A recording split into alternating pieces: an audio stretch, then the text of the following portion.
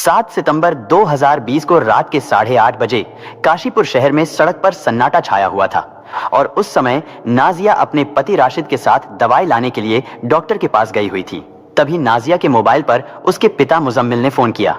नाजिया ने अपने पिता की कॉल को देखा तो उसके दिल की धड़कनें बढ़ने लगी, क्योंकि उसके पिता ने बहुत समय बाद उसे फोन किया था। लेकिन उसकी समझ में यह नहीं आ रहा था कि उसके पिता ने उसे किस लिए फोन किया था। ये जानने की उत्सुकता के साथ साथ उसकी चिंता भी बढ़ने लगी थी। और जब नाजिया अपनी दवाई ले चुकी तो उसके पति राशिद ने अपनी बाइक स्टार्ट की और घर की ओर निकल पड़ा, क्योंकि नाजिया को वहां से घर पहुंचने में केवल 3-4 मिनट ही लगते थे। इसलिए उसने अपने पिता से कहा कि मैं घर पहुंचकर आपसे आराम से बात करूंगी। लेकिन जैसे ही राशिद की बाइक उसके घर के पास वाले मोड़ पर पहुंची तो सामने से आ रहे कुछ लोगों ने उन पर ताबड़तोड़ फायरिंग शुरू कर दी। इससे पहले कि राशिद और नाजिया कुछ समझ पाते, वो दोनों ही बाइक से नीचे सड़क पर गिरे और तड़पने लगे। उनको कई गोलियां लगी थीं और देखते ही देखते सड़क उनके खून से लाल हो गई। अधिक खून बहने के कारण उन दोनों की मौके पर ही मौत हो गई। इस दुर्घटना के कारण नाजिया के हाथ से मोबाइल छूटकर वहीं सड़क पर गिर गया था और अचानक इस मोहल्ले में गोलियां चलने की आवाज ने लोगों के अंदर दहशत पैदा कर दी थी। और जब घटना स्थल के आसपास के घरों की खिड़कियां खुली और लोगों ने जब सड़क पर वो दृश्य देखा तो देखते ही रह गए, क्योंकि सड़क पर 2 लाशें पड़ी थीं, जिनमें एक युवक और दूसरी युवती की लाश थी। उनके पास में ही एक बाइक भी पड़ी थी और इसका मतलब यह था कि कोई उन दोनों युवक और युवती की हत्या करके फरार हो गया है। उन दोनों लाशों की स्थिति को देखते हुए आस पड़ोस के कुछ लोगों ने थोड़ी हिम्मत जुटाई और बाहर सड़क पर निकल आए। और फिर देखते ही देखते घटना स्थल पर लोगों का हुजूम उमड़ पड़ा, क्योंकि वो दोनों मृतक उसी मोहल्ले के रहने वाले थे। इसी कारण दोनों की पहचान होने में कोई परेशानी नहीं हुई। इसके बाद वहां मौजूद लोगों में से किसी ने मृतक राशिद के भाई के मोबाइल पर फोन करके इस घटना की जानकारी दी। इस घटना की जानकारी मिलते ही राशिद के घर वालों के साथ उसके पड़ोसी भी तुरंत घटना स्थल पर पहुंच गए। घटना स्थल पर पहुंचते ही राशिद के परिवार वालों ने उसकी नब्ज को चेक किया, लेकिन राशिद का शरीर पूरी तरह से ठंडा पड़ चुका था, यानी उसकी मौत हो चुकी थी और उसके पास पड़ी नाजिया की भी मौत हो चुकी थी।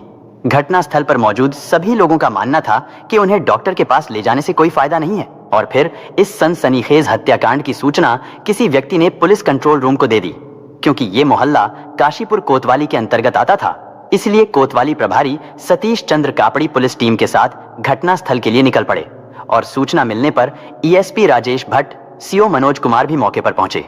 घटना स्थल पर पहुंचकर पुलिस ने जांच पड़ताल की तो राशिद और नाजिया के शव पास ही पड़े हुए थे और राशिद का चेहरा बुरी तरह से खराब हो चुका था। राशिद के चेहरे को देखकर तो यही लगता था कि हत्यारों ने उसके सिर से सटाकर गोली चलाई थी, जिसके कारण उसके चेहरे को पहचानना बहुत मुश्किल हो गया था। और फिर इस घटना को लेकर पुलिस ने राशिद और नाजिया के परिवार वालों से जानकारी जुटाई तो राशिद के परिवार वालों ने बताया कि उन दोनों का लंबे समय से प्रेम प्रसंग चल रहा था और जिसके चलते वो दोनों घर से भाग गए। और फिर उसी दौरान जून 2020 में राशिद और नाजिया ने प्रेम विवाह कर लिया था। फिर कुछ समय बाद वो दोनों काशीपुर वापस आ गए थे और जब से दोनों पास में ही किराए का कमरा लेकर रहने लगे थे। और उस दिन नाजिया की तबीयत खराब होने के कारण शाम के समय वो दोनों दवाई लेने के लिए अपनी बाइक से डॉक्टर के पास गए थे और वहां से वापस घर आते समय किसी ने उन दोनों की गोली मारकर हत्या कर दी थी। घटना स्थल की जांच के दौरान पुलिस ने मृतक राशिद और उसकी बीवी नाजिया के मोबाइल अपने कब्जे में ले लिए थे और जब पुलिस ने उन दोनों के मोबाइल की जांच की तो पता चला कि घटना के समय नाजिया अपने पिता से फोन पर बात कर रही थी और ये सुराग मिलते ही पुलिस समझ गई थी कि राशिद और नाजिया की हत्या में नाजिया के पिता मुजम्मिल का हाथ हो सकता है। इसके बाद पुलिस तुरंत मुजम्मिल के घर पहुंची तो वहां से पता चला कि नाजिया का पिता मुजम्मिल घर से फरार है, क्योंकि उसके घर पर ताला लगा हुआ था, यानी उसके अन्य परिवार वाले भी घर से गायब थे। घर के सभी लोगों के अचानक इस तरह फरार होने से इस हत्याकांड में पुलिस को नाजिया के घर वालों का हाथ होने का अंदेशा बढ़ गया था। इसके बाद पुलिस ने नाजिया के परिवार वालों को सब जगह ढूंढा, लेकिन उनका कहीं से कुछ पता नहीं चला। इसके बाद पुलिस ने उन दोनों के शवों को पोस्टमार्टम के लिए भिजवा दिया और फिर इस केस में मृतक राशिद के भाई नईम की तहरीर के आधार पर पुलिस ने नाजिया के पिता मुजम्मिल, भाई मोहसिन के अलावा नाजिया के मामा अफसर अली और जौहर अली के खिलाफ धारा 302, 342 और भी अन्य कई धाराओं के तहत मुकदमा दर्ज कर लिया। इस केस में रिपोर्ट दर्ज होने के बाद ईएसपी राजेश भट्ट और सीओ मनोज ठाकुर के नेतृत्व में अलग अलग 3 टीमों का गठन किया गया। पुलिस की टीम ने आरोपियों को अरेस्ट करने के लिए शरीफ नगर, ठाकुर द्वारा और मुरादाबाद में कई संभावित स्थानों पर दबिश दी, लेकिन बहुत कोशिश करने के बाद भी आरोपी पुलिस की पकड़ में नहीं आए थे। और फिर छापेमारी के दौरान 9 सितंबर 2020 को पुलिस को एक मुखबिर ने सूचना दी कि मुजम्मिल और उसका बेटा मोहसिन वो दोनों ही दड़ियाल रोड स्थित लोहिया पुल के पास कहीं जाने की फिराक में खड़े हैं। सूचना मिलते ही काशीपुर कोतवाली प्रभारी सतीश कांपड़ी तुरंत पुलिस टीम के साथ लोहिया पुल पर पहुंचे। पुलिस ने चारों ओर से घेराबंदी करते हुए उन दोनों को अरेस्ट कर लिया और फिर पुलिस उन्हें लेकर कोतवाली पहुंची। इसके बाद पुलिस ने उन दोनों से इस हत्याकांड के बारे में पूछताछ की। पहले तो उन दोनों ने पुलिस को इधर उधर भटकाने की बहुत कोशिश की, लेकिन फिर नाजिया के पिता मुजम्मिल ने पुलिस को एक अजीब कहानी सुनाई। नाजिया के पिता ने बताया कि जिस समय वो अपने बेटे के साथ बेटी नाजिया से मिलने के लिए उसके घर के पास वाले नुक्कड़ पर पहुंचा तो उस समय नाजिया की हत्या हो चुकी थी। राशिद और नाजिया को उस हालत में देखकर वो दोनों बाप बेटे बुरी तरह से घबरा गए थे और उन्हें डर था कि उनकी हत्या का इल्जाम उन पर ना लग जाए। इस कारण वो तुरंत मौके से फरार हो गए थे। मुजम्मिल ने पुलिस को बताया कि उन्होंने तो राशिद के खिलाफ पुलिस में रिपोर्ट तक दर्ज नहीं कराई थी। यदि राशिद और नाजिया को मारना होता तो हमने उन्हें बहुत पहले ही मार दिया होता। लेकिन नाजिया के पिता की बातें सुनकर भी कोतवाली प्रभारी सतीश कांपड़ी का शक उस पर से हट नहीं रहा था और उन्हें लग रहा था कि ये झूठ बोल रहा है। फिर जब पुलिस ने मुजम्मिल और उसके बेटे मोहसिन से कड़ाई से पूछताछ की तो वो दोनों बुरी तरह से टूट गए और उन्होंने अपना जुर्म स्वीकार कर लिया। इसके बाद पुलिस ने उनकी निशानदही पर 315 बोर के 2 पिस्टल बरामद किए और फिर सरेआम ताबड़तोड़ फायरिंग करके इस दोहरे हत्याकांड को अंजाम देने वाले दोनों आरोपियों से वरिष्ठ पुलिस अधिकारियों के सामने पूछताछ करने पर राशिद और नाजिया की हत्या की जो कहानी सामने आई उसे सुनकर पुलिस भी हैरान रह गई। दरअसल मृतक राशिद के पिता कमरुद्दीन उत्तराखंड में शहर काशीपुर के मोहल्ला अली खां में रहते थे। कमरुद्दीन का बड़ा परिवार था, लेकिन बच्चों के बड़े होते ही उसके बच्चे भी पैसे कमाने लगे थे, जिससे उसके परिवार की आर्थिक स्थिति बहुत अच्छी हो गई थी। क्योंकि उसका एक बेटा काम करने के लिए दुबई और दूसरा बेटा राशिद सऊदी अरब चला गया था। उनके दूसरे लड़के भी काशीपुर में ही अपना काम धंधा करते थे। कमरुद्दीन के घर के पास ही नाजिया के पिता मुजम्मिल का भी मकान था। मुजम्मिल की आर्थिक स्थिति तो पहले से ही मजबूत थी। दरअसल मुजम्मिल शरीफ नगर का निवासी था और गांव में उसकी काफी जमीन जायदाद थी और इस घटना से लगभग 10 साल पहले मुजम्मिल ने अपने गांव की कुछ जमीन बेच दी थी।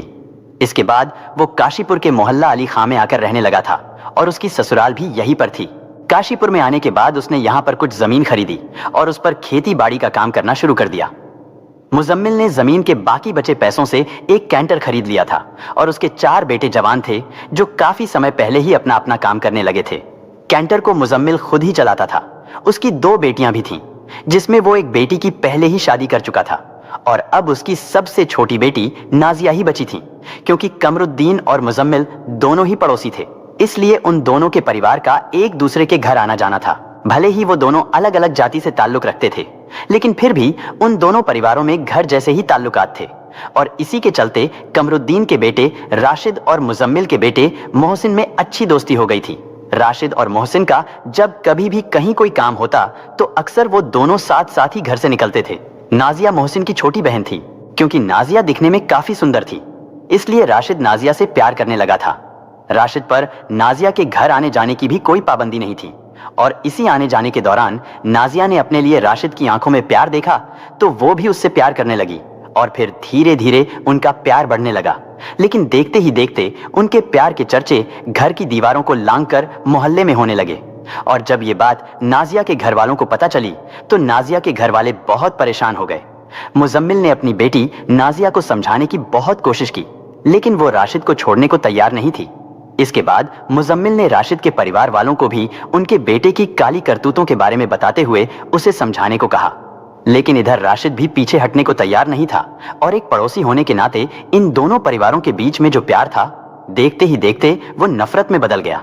हालांकि दोनों ही परिवार वालों ने अपने अपने बच्चों को समझाने का बहुत प्रयास किया, लेकिन वो दोनों ही अपनी जिद पर अड़े रहे और जब इस मामले को लेकर दोनों परिवारों के बीच झगड़ा बढ़ने लगा तो ये मामला पंचायत तक पहुंच गया और पंचायत में फैसला लिया गया कि राशिद काशीपुर छोड़कर कहीं बाहर काम करने चला जाए और फिर अपने परिवार वालों के कहने पर राशिद सऊदी अरब चला गया। लेकिन राशिद के काशीपुर छोड़कर चले जाने के बाद इधर नाजिया उसकी याद में तड़पने लगी थी और फिर कुछ दिनों बाद उसने राशिद से सऊदी में भी फोन पर बात करना शुरू कर दिया और वो दोनों फोन पर प्यार भरी बातें करने लगे थे। लेकिन कोरोना महामारी का समय आया तो राशिद अपने घर लौट आया, क्योंकि इस समय घर आना उसकी मजबूरी बन गई थी। उसने काशीपुर में अपने घर आते ही इसी शहर में एक टायर शोरूम में नौकरी करनी शुरू कर दी।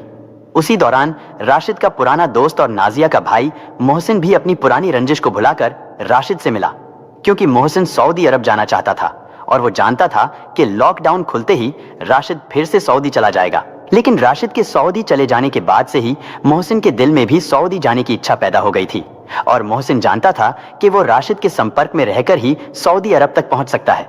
लेकिन मोहसिन के साथ फिर से दोस्ती हो जाने के बाद राशिद को तो अपने प्यार की मंजिल और भी आसान लगने लगी थी और दोबारा दोस्ती होने के कारण राशिद का नाजिया के घर फिर से आना जाना शुरू हो गया था और यही आना जाना उन दोनों को उस मंजिल तक ले गया जहां से उन दोनों का लौटना बहुत मुश्किल हो गया था। यानी उनके प्रेम संबंध और भी ज्यादा मजबूत हो गए थे। और फिर इस घटना से लगभग 3 महीने पहले राशिद और नाजिया अचानक घर से फरार हो गए। नाजिया के घर से फरार होते ही उसके घर वालों को गहरा सदमा लगा, क्योंकि उन्होंने ये कभी सपने में भी नहीं सोचा था कि एक दिन उनकी बेटी उनकी इज्जत को तार तार कर देगी। नाजिया के पिता मुजम्मिल को पता था कि वो जरूर राशिद के साथ गई होगी। राशिद के बारे में जानकारी जुटाने पर पता चला कि वो भी घर से गायब है। लेकिन मुजम्मिल को सबसे बड़ा दुख इस बात का था कि उसकी बेटी ने एक गैर बिरादरी के लड़के के साथ भागकर समाज में उसकी इज्जत मिट्टी में मिला दी थी। मुजम्मिल के मान सम्मान को ठेस पहुंची तो उसने राशिद को फोन करके उन दोनों को जान से मारने की धमकी दी। लेकिन फिर भी नाजिया और राशिद ने फरार रहते हुए ही एक मौलवी के पास जाकर निकाह कर लिया। और जब ये बात नाजिया के घर वालों को पता चली तो उनके घर में मातम सा छा गया। समाज में अपनी इज्जत पर लगे दाग को देखते हुए नाजिया के पिता मुजम्मिल ने इस राज को राज ही रहने दिया। यानी मुजम्मिल ने इस मामले में पूरी तरह से चुप्पी साध ली। फिर वो नाजिया और राशिद के वापस लौटने का इंतजार करने लगा। राशिद ने नाजिया के साथ निकाह करते ही अपना मोबाइल नंबर भी बदल लिया था, जिसके बाद मुजम्मिल की उनसे बात नहीं हो पाई थी, क्योंकि मुजम्मिल पेशे से एक ड्राइवर था, इसलिए वो काफी तेज तर्रार भी था।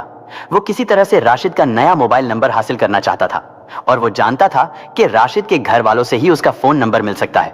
फिर उसने किसी तरह राशिद की मां को विश्वास में लेकर उसका मोबाइल नंबर हासिल कर लिया। लेकिन जब नाजिया के पिता मुजम्मिल के सब्र का बांध टूटा तो उसने दूसरी चाल चली। मुजम्मिल ने एक दिन अपनी बेटी को फोन करके कहा कि बेटी नाजिया, तुमने जो किया सो किया। बेटी, तुम्हें देखे हुए बहुत दिन हो गए, अब तुम्हारे बिना हमसे रहा नहीं जाता। हमें अब तुमसे कोई गिला शिकवा नहीं है। तुम दोनों घर वापस लौट आओ। हम चाहते हैं कि तुम दोनों की धूमधाम से शादी करा दें। मुजम्मिल की यह बात सुनकर नाजिया को विश्वास नहीं हुआ, लेकिन फिर भी उसने ये बात अपने पति राशिद को बताई और साथ ही ये भी कहा कि आप उनकी बातों में मत आना। नाजिया ने राशिद से कहा कि मैं उनकी रग रग से वाकिफ हूं। वो झूठा प्यार दिखाकर हमें काशीपुर बुलाना चाहते हैं और उसके बाद वे हमारे साथ पता नहीं क्या कुछ कर डाले। लेकिन नाजिया के समझाने के बावजूद भी राशिद मुजम्मिल की बातों में आ गया और वो नाजिया को अपने साथ लेकर वापस काशीपुर चला आया। काशीपुर आने के बाद राशिद ने मोती मस्जिद के पास अली खां मोहल्ले में ही एक किराए का मकान ले लिया था और वो वहीं पर नाजिया के साथ रहने लगा था। इसके बाद मुजम्मिल राशिद और नादिया के प्रति अपने दिल में भरी हुई नफरत को खत्म करने के लिए उचित समय का इंतजार करने लगा। अपनी बेटी और राशिद के प्रति उसके दिल में इतनी ज्यादा नफरत पैदा हो गई थी कि वो किसी भी कीमत पर उन दोनों को मौत के घाट उतारने की योजना बना चुका था। और उसी योजना के तहत मुजम्मिल ने उत्तर प्रदेश के एक गांव से 315 बोर के 2 पिस्टल और 8 कारतूस खरीदे। उसके बाद मुजम्मिल अपने बेटे मोहसिन के साथ मिलकर उन दोनों का साए की तरह पीछा करने लगा और देखने लगा कि राशिद और नाजिया कब, कहां और क्यों जाते हैं। और फिर इस घटना से लगभग 15 दिन पहले मुजम्मिल को यह जानकारी मिली थी कि नाजिया और राशिद जयपुर में स्थित कालूसित के मजार पर गई हुई है, क्योंकि कालूसित का मजार पथरामपुर के जंगलों में स्थित है। वहां दूर दूर तक झाड़ियां और जंगल ही फैला हुआ है। ये जानकारी मिलते ही मुजम्मिल अपने बेटे मोहसिन को साथ लेकर मजार के रास्ते में घात लगाकर बैठ गया। लेकिन उस दिन उन्हें नाजिया के साथ राशिद दिखाई नहीं दिया, क्योंकि वे नाजिया के साथ राशिद को भी मारना चाहते थे। लेकिन उस दिन नाजिया के साथ राशिद के ना होने के कारण वो दोनों बाप बेटे अपने घर वापस आ गए। फिर वो उन दोनों के एक साथ मिलने की खोज में रहने लगे। और फिर 7 सितंबर 2020 की शाम को मुजम्मिल को पता चला कि राशिद नाजिया को अपने साथ लेकर कहीं गया हुआ है।